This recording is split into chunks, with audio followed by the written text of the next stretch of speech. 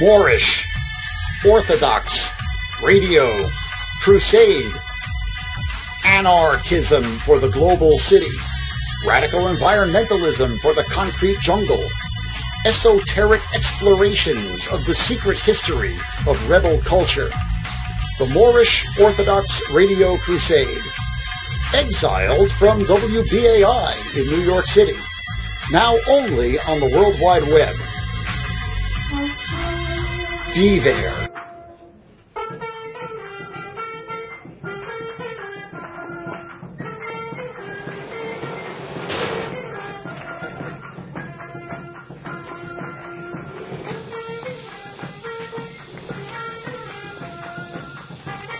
For starters, first and foremost, thank you all for coming, because it amazes me how little awareness that there is about what's been going on in Peru over the course, really, of the past 3 years since the free trade agreement there took effect.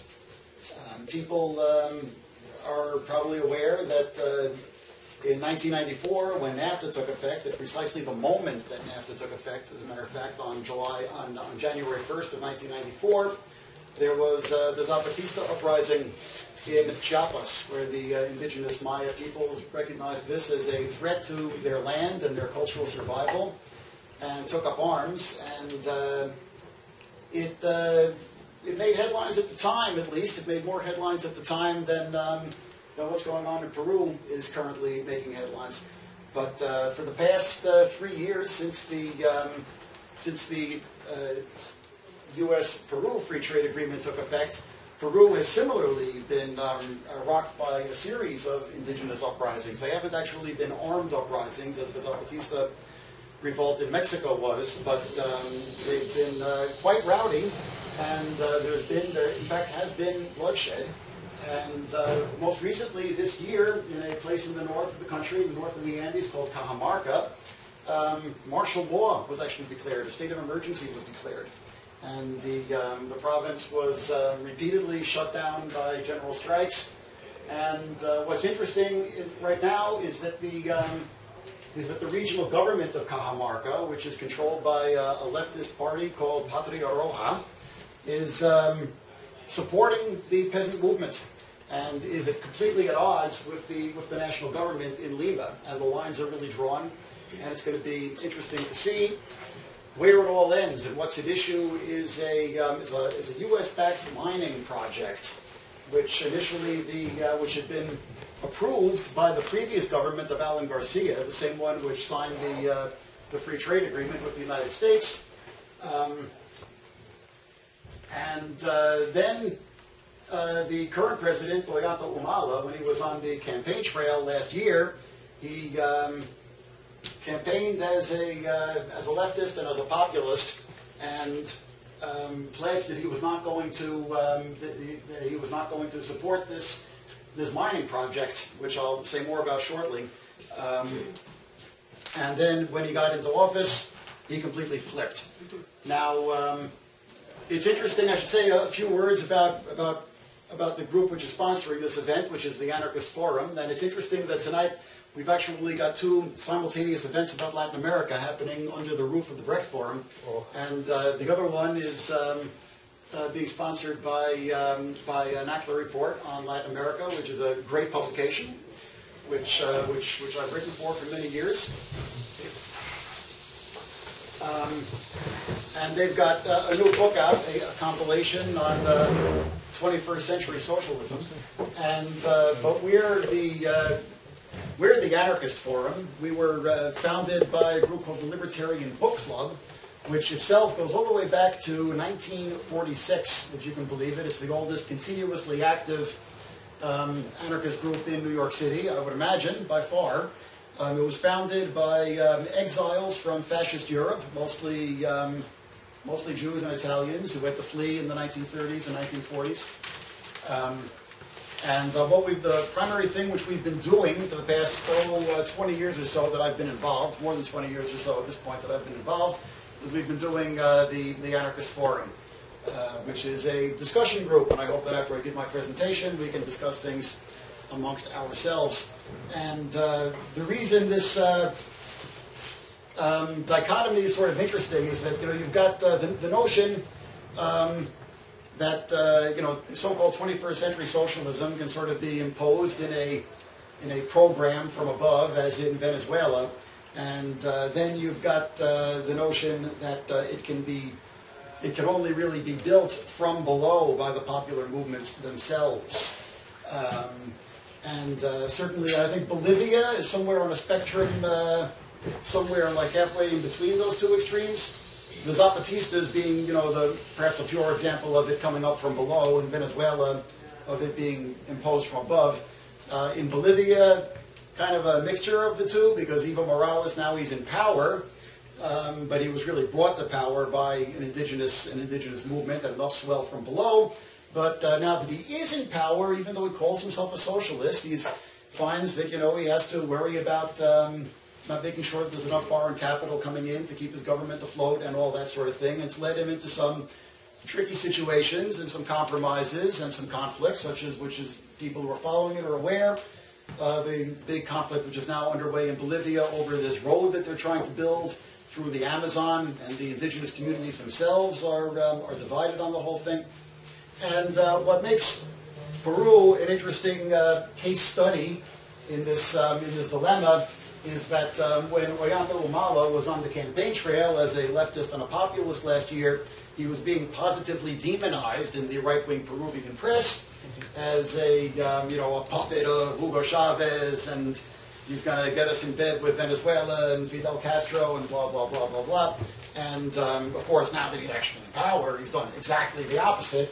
And for instance, when he was on let me get back to Cajamarca here, the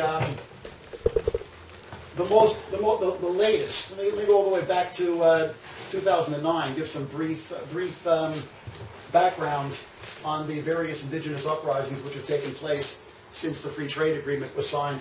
In preparation for the Free Trade Agreement, just as in Mexico, if people will recall, there were reforms to the Constitution which were pushed through by the one-party state of Mexico at that time, which allowed for the privatization of the communal lands of the peasants and the indigenous peoples, and so that they could be delivered into the hands of agribusiness and extractive industries and so on. And this was a key grievance of the Zapatistas when they took up arms. Well, similarly, the Alan Garcia government did practically the same thing in Peru in preparation to the Free Trade Agreement with the United States, which took effect in 2009. And over the past 2 generations in Peru, really beginning in the 1960s, there had been a process of the campesino communities, Quechua campesino communities in the Andes, as well as the indigenous groups in the Amazon rainforest, having their lands titled to them as communal property. And similarly, Garcia pushed through a bunch of changes which allowed for these lands to be more easily privatized. And in fact, immediately the oil interests started buying up lands and establishing big operations in the Peruvian Amazon. You've got lots of oil in the Amazon basin, and you've got lots of minerals in the Sierras. And the oligarchy, which had been the traditional Peruvian landed elite, which had sort of had their oligarchy broken up by the agrarian reform under a sort of left-wing populist military dictatorship in the 1960s. Well, now what critics are saying is that a new oligarchy was being established of the mineral interest in the highlands, and now just as the rainforest had previously been colonized by the rubber interests, it was now being colonized by the oil interests. And frequently this was being done without the land rights really being clarified. And it was being done in regions where the indigenous peoples were still were on lands which had actually been titled to them, and the government was sort of overruling them through a kind of a tricky bureaucratic mechanism, which I can get into if people are interested. But in any event, this led to in 2009, this led to indigenous peoples seizing the oil facilities and blocking the roads and seizing the pipelines and seizing the hydroelectric dams and so on in the lowland rainforest regions. And they weren't armed with firearms, but they did actually have machetes and spears and blowguns. They're traditional weaponry, and they actually put on face paint and their feathers to show that they were considered themselves to be at a state of war. They didn't actually use their arms against the government until things got out of hand at a place up here in Amazonas, right on the Amazonas department, right on the edge of the rainforest, at a place called Bagua, where the national police opened fire on a roadblock, and things escalated from there, and then they really did start to mix it up, and indigenous peoples with spears and machetes were mixing it up with the national police with their rifles, and amazingly, they won support throughout the country, and the Quechua indigenous people in the highlands started blocking roads in solidarity with the traditionally very, very isolated indigenous peoples in the Amazon and the lowlands, and even in Lima, the urban trade unions went on strike. Originally, they had been calling a strike over the fact that transit fares were going up. I wish that in New York City, when the MTA raised our rates, we could get a general strike going. But unfortunately, that never seems to happen. But that's actually what did happen in Lima, and they added to their list of demands solidarity with the demands of the indigenous peoples in the remote Amazon, traditionally the most excluded and remote and forgotten part of the country. So again, in a pretty clear-cut analogy to what happened in Mexico in 1994, the government rapidly realized that they were losing control of the country and things were getting out of hand, and they agreed to negotiate. And just as in 1994, you had the spectacle, which scandalized the political elite of Mexico of indigenous Maya rebels with face masks sitting down to talk with government negotiators. Well, you saw the same thing, except it was actually indigenous Amazonian protesters with war paint and feathers who were sitting down to negotiate with cabinet ministers. And the most egregious of the so-called reforms, which allowed greater corporate access to lands in Peru, were put on hold as a result of these negotiations, and things began to chill out a little bit. But let's see, last year things started, just about a year ago, if memory serves, things started to heat up again. This time the focus moved to the Sierras, and there was right here on the shores of Lake Titicaca in Puno Department, the Aymara indigenous people. Basically, you've got in the Andes, you've got two large indigenous groups. You've got the Aymara around Lake Titicaca and on the Altiplano, and then you've got the Quechua extending all the way north up into Ecuador. So the Aymara communities around Lake Titicaca in Puno took up, they again sort of launched a local uprising, started blockading roads, and generally held what they call it a paro, which is like, I call it a civil strike. It's kind of like a general strike, except it usually isn't really coming from the traditional labor unions. It's a strike which is called by civil society. And generally, when they call a paro, and it's answered, generally, most of the shops are shut down and most of the workers do stay home from work, but you've also got indigenous and rural communities which, block the roads and just basically make sure that there isn't any, traffic or commerce in the entire region. In fact, that is what happened last year in Puno over a gold mining project by a Canadian-owned firm called Bear Creek Mining. Finally, this was just when the elections were happening. This was really reaching a peak, and they agreed.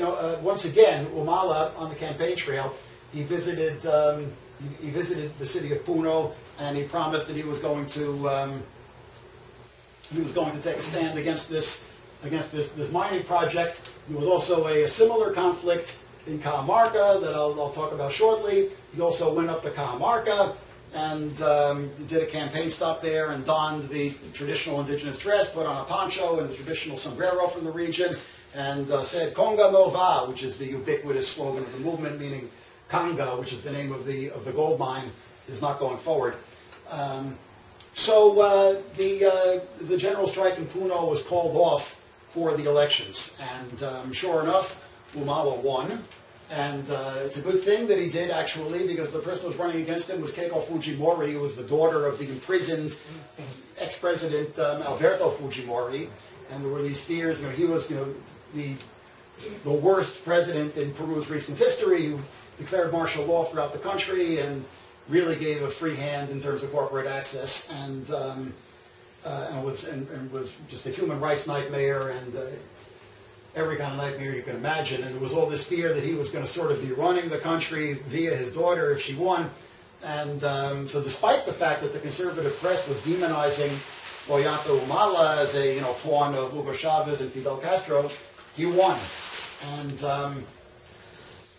And once again, some negotiations were reached with the movement in Puno, and he did agree, Humala did agree to revisit the environmental impact study for the gold mining project there, which had been approved by the previous Garcia administration. And while that is still pending, the movement in Puno is sort of on hold. But meanwhile, Cajamarca, just in the past 6 months or so, has just beginning immediately after Humala took power, which I believe was November, has just exploded. Because once again, the critical issue here is water. And the situation is actually much worse than I knew before I went down there. I was actually in Cajamarca in March on assignment for The Progressive. I just finished my story last night. I've been working on it since I got back, and I've got 8,000 words, which I somehow need to whittle down to 2,000 words. But the situation is much worse than I had imagined, because the city of Cajamarca is now, you think that it's in this beautiful green valley. You think that there's lots of water, particularly now it's the rainy season. Everything is bright green. But in fact, the city has only got 2 or 3 hours of water a day. And this has only been the case for the past 5 or 6 years.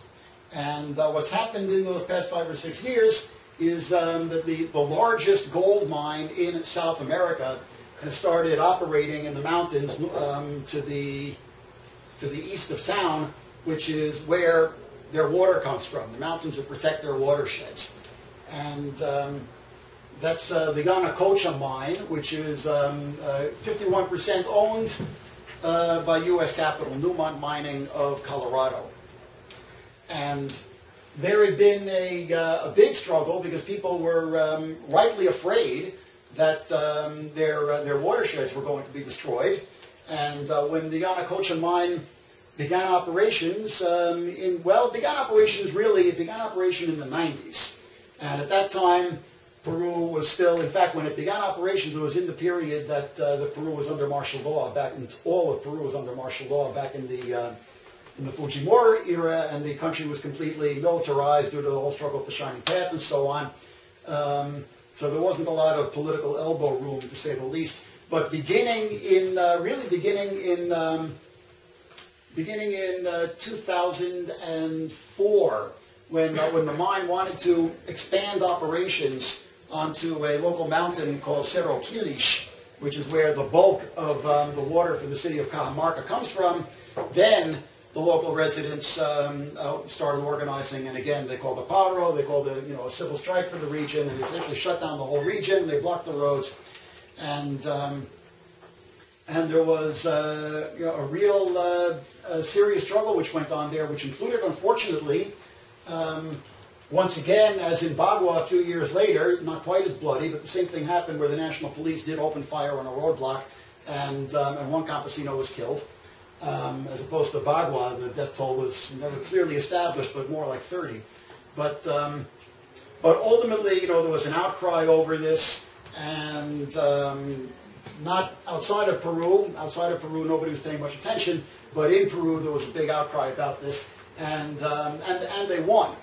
They won. The Cerro Quilich, at least, was spared, and basically the more progressive elements of the Catholic Church in Cajamarca brokered a dialogue between the protesters and the mining company, and they agreed to hold off for the moment, at least, mining on this mountain, Cerro Quilich. Meanwhile, over the next several years, as other mountains around there were turned into giant pit mines for gold and copper, primarily gold. In fact, the water in the region did begin to disappear. And there's not necessarily a direct cause and effect relationship here, because there is also the whole factor of climate change, and the glaciers are starting to disappear from the mountaintops, and it's unclear exactly why the water is disappearing, but it's clear that it is, and it certainly has been disappearing over the same period of time that Yanacocha has been expanding its operations. So then last year, Yanacocha unveiled plans for a big expansion at this place called Conga, which is actually four lagunas, four highland alpine lakes, way up in the mountains, right near the South American continental divide, which separates the waters that go into the Amazon from those that go into the Pacific. As a land which, if it were in the temperate zone, it would be permanently snow peaked like Mount Rainier. But it's almost on the equator, so it's not.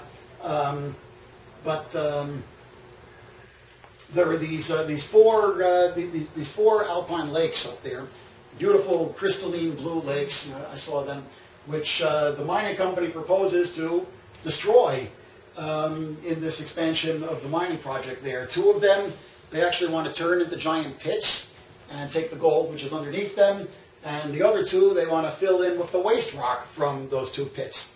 So immediately the indigenous movement remobilized, and well, I should say first, the first thing that happened is, once again, when Humala was on the campaign trail, he pledged that he would nullify the environmental impact statement which had been approved by the previous Garcia administration, extremely pro-corporate, free trade-oriented Garcia administration.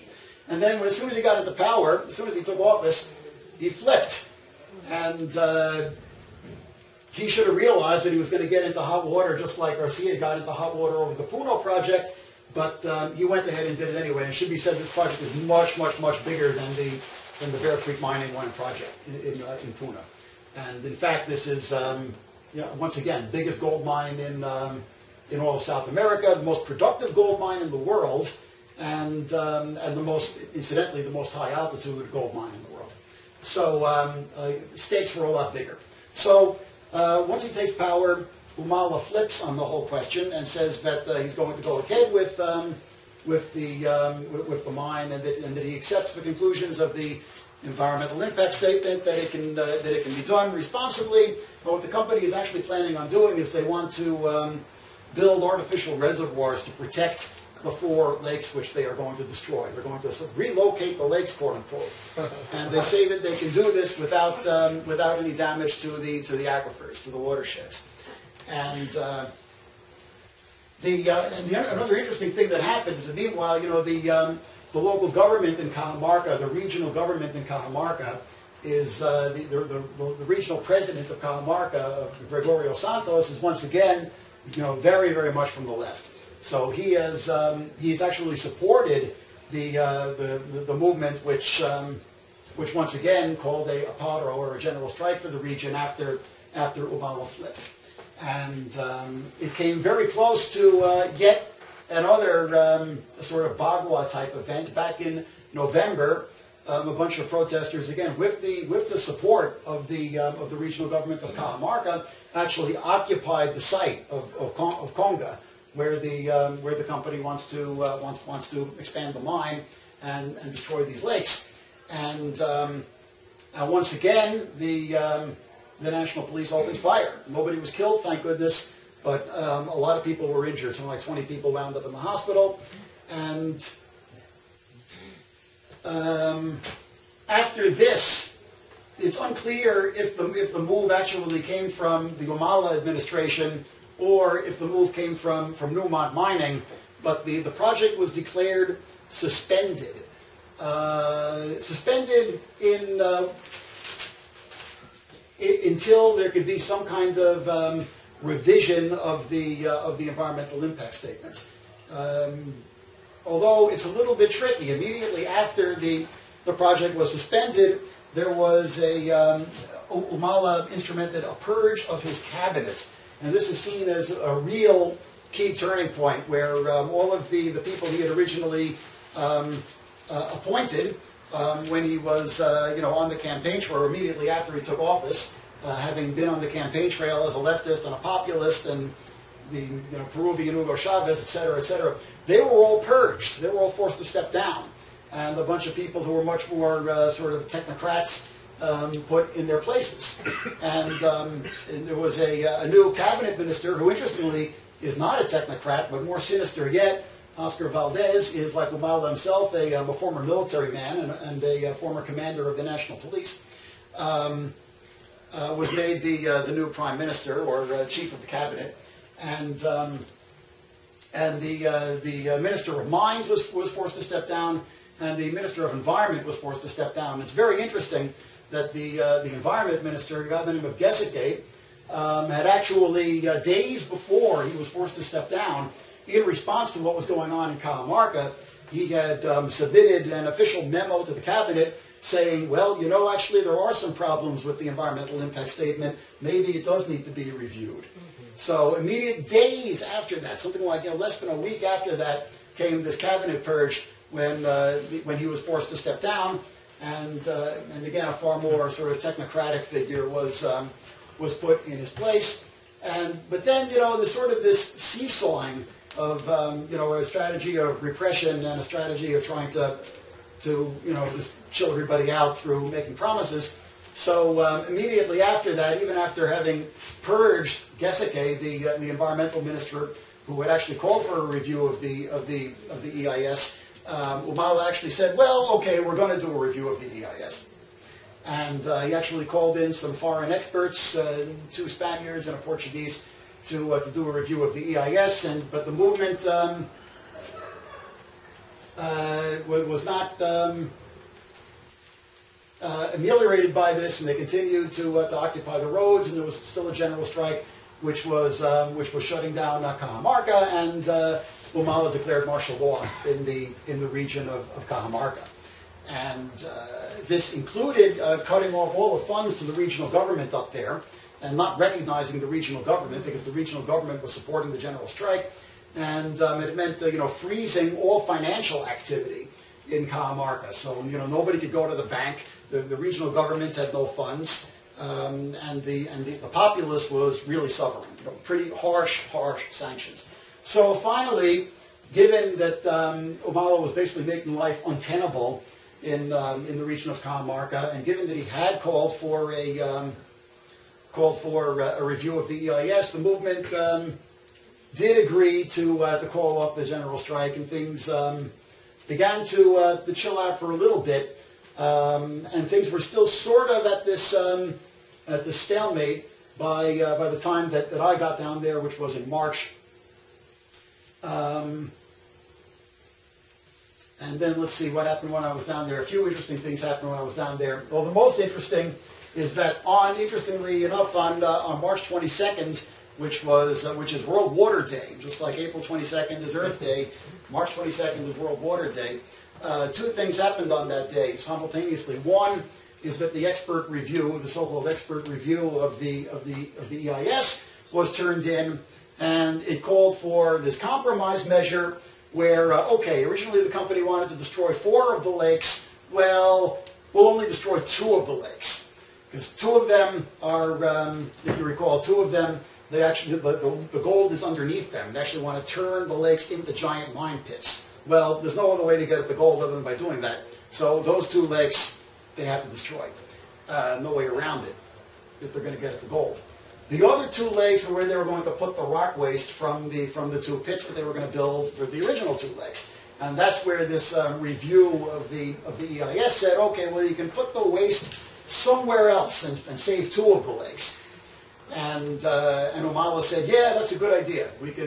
That's what we're going to propose to the mining company, and we're going to move ahead with this project. And predictably, the movement said, no dice, we're not going for it. You're not going to destroy any of our lakes. So the other thing which happened on that very same day is that once again, the movement declared that the struggle was being reactivated, and they went up to the mining site. They went up once again to the actual site where the lakes are, to Konga, and occupied it and held a rally. And I actually went along with them on a very challenging 4-mile.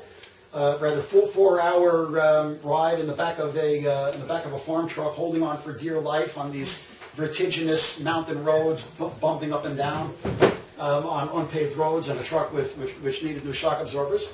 And we got up there. The National Police had a roadblock to bar anybody from entering the site, predictably. But then people were converging from all over Cajamarca. Contingents were emerging from all over the region.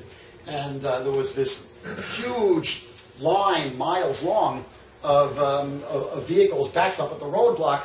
And finally, the National Police decided to let everybody through, and a rally was held at the site. And if you recall, exactly the same thing had happened. Well, not exactly the same thing. I believe what happened back in November is that the National Police similarly blocked access to the site, and some of the protesters tried to push their way through, and that's how things escalated to the point of violence. This time, taking more of a repressive tolerance as opposed to outright repressive approach, the police let them through, and the rally was held there, and I was there taking pictures, and you can read my report and see the photos on my website, worldwar4report.com. Let me describe it a little bit. Well, one thing I have to say is that the National Police didn't actually interfere. They formed a cordon around the rally, and I have to confess that I was scared shitless the whole time, given what had happened back in November. But all of the organizers of the event had a little sort of makeshift stage set up with a sound system, and all the speakers emphasized the peaceful nature of the struggle and didn't give the police any excuse whatsoever to interfere, and they didn't interfere, recognizing the sensitivity of the situation at this moment, and the fact that the Umala government was trying to buy off the protesters with this compromise of only destroying two of the lakes, so they didn't interfere, and there wasn't any trouble. And the interesting thing about it was that it was organized. Each village had their own contingent, and they each brought their own banner. And so you had from all over Cajamarca, each village was represented, and Indians in their traditional dress, and the banners that they held were from the what they call the Rondas Campesinas, which are the peasant self-defense patrols. They have a little bit of it's a little bit of a complicated story, and to an extent, particularly among people who get their news from Maoist sources, such as the Revolutionary Communist Party here in New York City, they've got a bit of a bad rap, because there was an attempt under Fujimori to co-opt them into a government-controlled paramilitary force to beat back the Shining Path. But in fact, the Rondas is not the model such as existed in Guatemala in the 1980s, with the civil patrols there, because it did not actually begin from as an army program.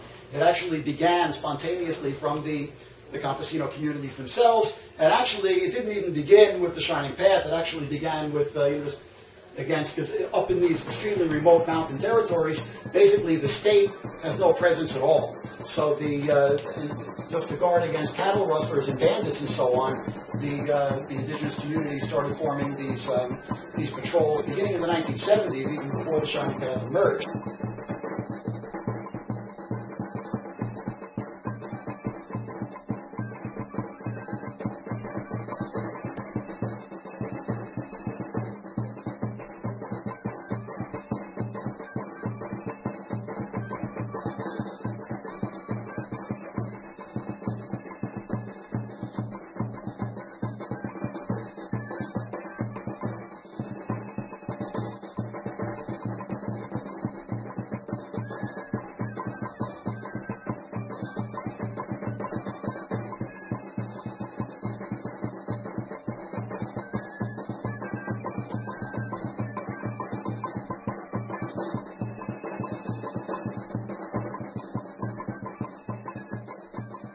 loyalty at gunpoint, and the communities weren't too happy about that either, and they would attack the communities if they didn't go along with the program. So then, in fact, they started defending themselves against the Shining Path as well, and that's where that's when the Fujimori government, and actually even earlier, the first Garcia government, because he had been in power back in the late 80s as well, began to co-opt the Rondas. But all the leaders of the Rondas in Cajamarca, who I spoke to, insisted that had never been the case, that the Ronda movement in Cajamarca, they had never taken the bait, they had never cooperated with the army, and they had always maintained their independence from the state. So, except in as much as finally the Rondas, after they had existed for at least 10 years or more, in the late 80s, they were actually given, there was a national law passed which actually gave them some actual juridical power, and they were actually recognized as a branch of the municipal governments up there, not of the army, but of the municipal governments throughout Peru. So, while some of them were co-opted by the army in this region, but in this era, but not all of them. All of them were recognized as a legitimate arm of the municipal governments in these remote peasant communities in the Andes, where mostly in these communities there isn't any police force. In fact, there isn't any municipal police force in Peru. The only police force in Peru is the national police. I mean, even in the cities, in Lima and Arequipa and Cajamarca and so on, there isn't any municipal police force like we have the NYPD in New York. It's all controlled from Lima. So this was usually unarmed. Sometimes they have like hunting rifles and so on, but generally unarmed sort of self-defense patrol, which is now recognized as an arm of the municipal governments, answerable to the village level. So, and that's really that's the backbone of the movement in Cajamarca. That's really that's who's been organizing the peasants in all of these remote villages to make their presence felt, and that's who that's who's been organizing, for instance, the contingents from these little villages up in the mountains to each show up at the big regional mobilization, such as the one I witnessed at the Conga site. And all of the leaders told me that, in fact, that's where all of the demands, which have now been adopted by the regional government of Cajamarca, they all came up from below. They came up from the Rondas, and their demands were brought to the regional government. And the most significant thing, which I'm sort of jumping around the chronology a little bit here because I forgot to mention it, back in December, when Cajamarca was still under martial law, after the cabinet purge, when the government and when the national government in Lima and the regional government in Cajamarca were completely opposed, completely at odds with each other, the regional government in Cajamarca took the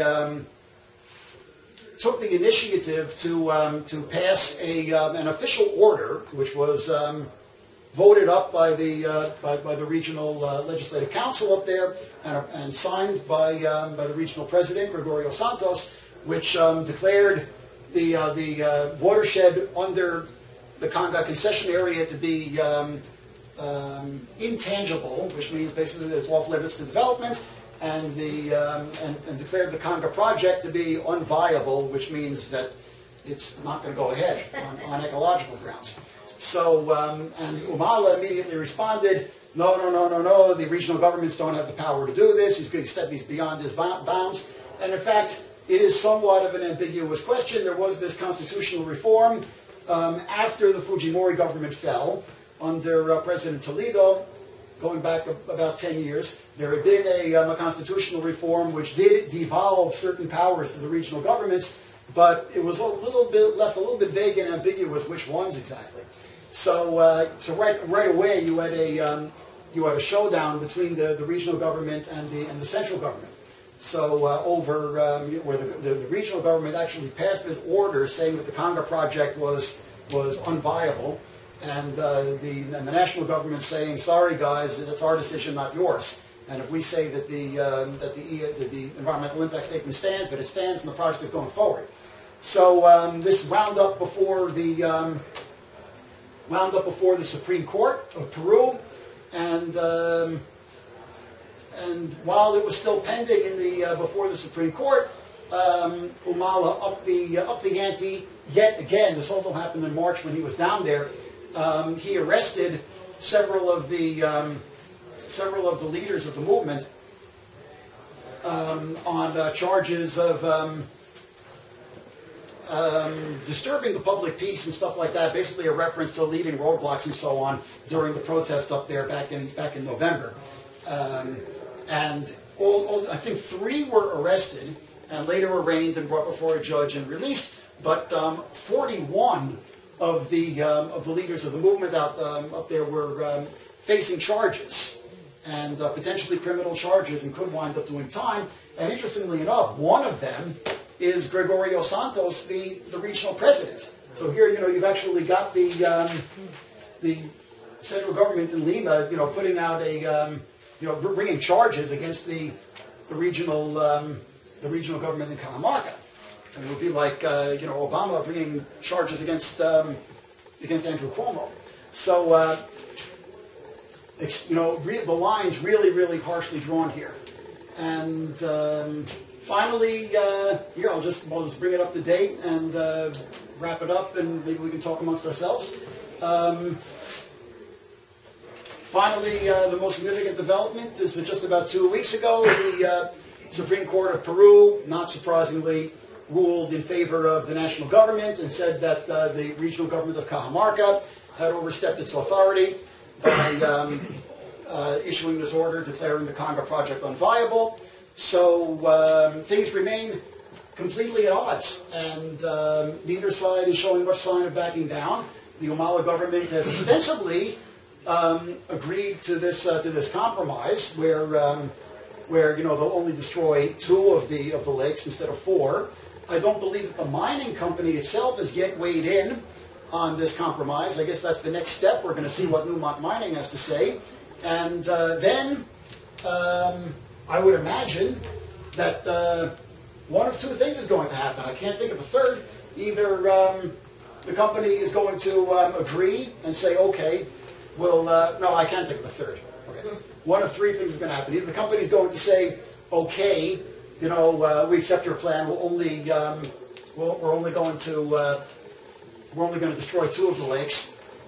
In which case, almost certainly, the movement is going to heat up again, because the peasants are not going to, and the regional government is not going to accept this, and without a doubt, Cajamarca is going to start to heat up again.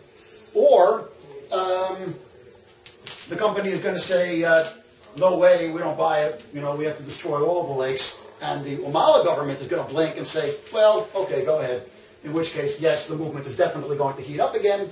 Or the third option, and the happiest option, such as it is that the company is going to take their ball and go home and say, okay, we can't get what we want here, and we're sure that we can get what we want. In fact, they've already explicitly threatened that if you start imposing too harsh demands in Peru, well, we're going to go invest in Indonesia or somewhere, and the whole so-called race to the bottom, to find some other country where there aren't angry peasants who are going to take up arms to protect their land and their water.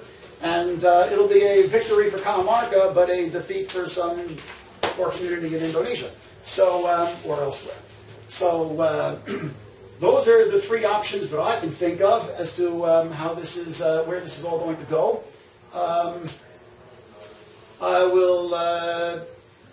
I'll say just a couple of things before we throw it open for discussion. One is I follow this stuff every day on my website, World War IV Report. I follow similar struggles around the world every day. I get back to Peru maybe once a week or so. This is the URL. Additionally, since this is the Anarchist Forum is originally a project of the Libertarian Book Club, I should explain that the name Libertarian has sort of, since 1946 when we were founded, the name Libertarian has sort of been co-opted by the free market right. And obviously, we're not on the right, we're on the left. We are libertarian leftists, we're libertarian socialists, or anarchists in the vernacular.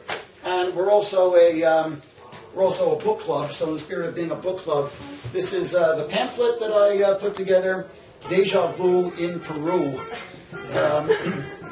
which I put together after the indigenous uprisings of 2009. The reason I call it Deja Vu in Peru is because it's a reference to what happened in Mexico in 1994 after NAFTA took effect, and how the indigenous uprising in Peru after the free trade agreement of the Americas took effect is sort of a replay of that. So if anybody wants a copy, see me. The cup rate price of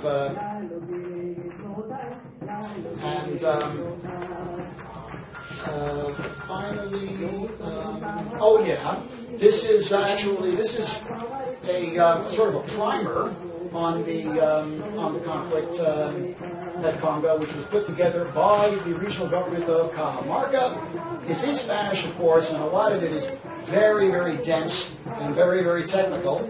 But there's also really, really beautiful photos. You can see what the land looks like up there, and what the people look like up there. So if anybody wants one, you can have one.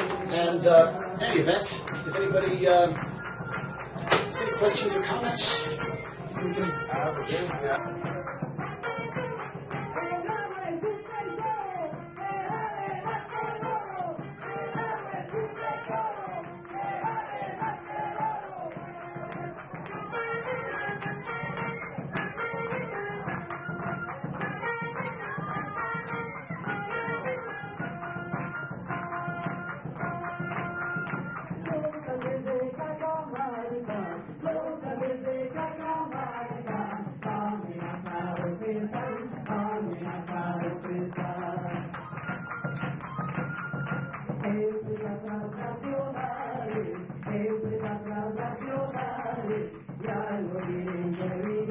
La vida quiere matar.